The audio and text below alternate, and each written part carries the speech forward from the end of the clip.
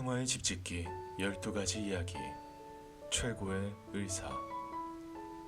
중국의 사기 편작편은 사람들의 마음을 헤아려 걱정 근심을 풀어주고 재앙이 나지 않게 하는 심의가 최고의 의사인이라고 말한다. 우리가 몸에 상처가 나고 팔다리에 부상을 입었다면 피를 멎게 하고 약을 바르고 붕대를 매든가 혹은 부러진 부분을 잇고 뼈가 잘 붙도록 조치를 합니다. 우리 몸의 상처나 아픔은 수개월에서 수년에 걸친 치료와 휴식을 통해 몸의 면역 기능이 되살아나면 회복되기 마련이니까요. 그러나 우리 마음에 난 상처나 아픔은 상처를 받게 되면 약이나 주사를 놓기도 힘들어 치유되는 게 쉽지 않습니다. 상처를 입은 우리 마음은 작은 일에도 오해와 편견을 가져오며 또 다른 갈등과 반목의 원인이 되지요. 중국의 사기 편작편에 다음과 같은 이야기가 전해옵니다. 중국의 황후가 병이 깊어 황실의 의관들과 내노라 하는 의관들이 다 치료하였지만 고칠 수 없었습니다. 전국에 방을 붙여서 의관을 모집하였는데 시골의 무명인 편작이 황후를 치료하여 유명하게 되었다 합니다. 황제가 편작에게 당신이야말로 천하 최고의 명이라고 말하자 편작은 자신에게 두 형님들이 있는데 그분들이 상위, 중위이고 자신은 하위라고 말합니다.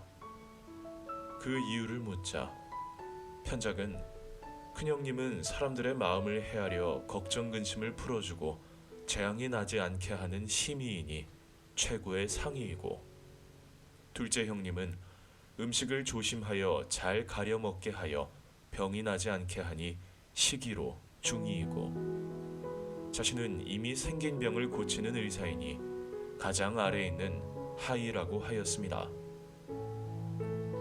국가에 발생한 질병이나 사회적 문제를 해결하는 것은 가장 아래에 있는 방책이고 질병이나 사회적인 문제를 예방하는 것은 중간의 방책이며 국민들의 마음을 헤아려 문제가 발생하지 않게 하는 것이 최고의 방책이라는 것입니다. 평화의 궁극적인 목적은 어쩌면 전쟁을 사전에 방지하고 사회의 각종 갈등과 분쟁을 예방하여 국민들이 행복하고 평화롭게 지낼 수 있도록 하는 것이지요. 하지만 세상을 살펴보면 전쟁이나 문제가 발생할 때 응급조치를 하는 것이 대부분이고 이나마 제대로 잘하지 못하는 경우가 많아 아직도 수많은 갈등과 분쟁이 세계 방방곡곡에서 발생하고 있습니다. 그중 세계에서 가장 오래된 갈등과 분쟁은 이스라엘의 유대인과 팔레스타인 간의 갈등이 아닐까요? 오랜 세월에 걸쳐 죽이고 죽는 역사를 이어왔으며 아직도 불행의 역사를 단절하지 못하고 있습니다. 서로의 마음속에 있는 증오와 분노로 인한 상처를 치유하기는커녕 잊어버릴만 하면 서로의 상처를 다시 후벼파면서 악화시키고 있습니다. 그런데 세계 2차 대전 당시 독일은 유대인을 가스실에 보내 300만 명 이상을 집단적으로 학살하였습니다. 유대인들에게 독일인은 오랜 역사에 걸친 적인 팔레스타인보다 더 철천지 원수임에 틀림없지요. 이러한 유대인의 아픔을 독일인은 어떻게 사과하고 그들의 마음을 치유했는지 들어보셨는지요? 한반도에서는 3년간에 걸친 전쟁으로 인하여 남한과 북한 그리고 미국과 북한은 70년이 지난 지금도 적대 관계를 청산하지 못하고 있습니다.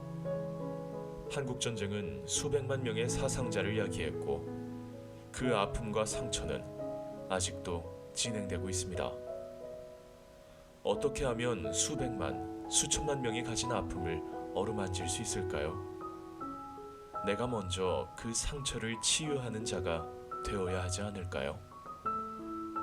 치유자, 스스로 고통을 짊어지고 가는 자, 자신의 고통을 세상의 고통과 동일시하는 자, 고통을 견뎌내며 세상에서의 소명을 찾아가는 자, 아픔을 단련으로 여기며 묵묵히 나아가는 자, 얼굴은 인내와 고통을 이겨낸 자의 모습.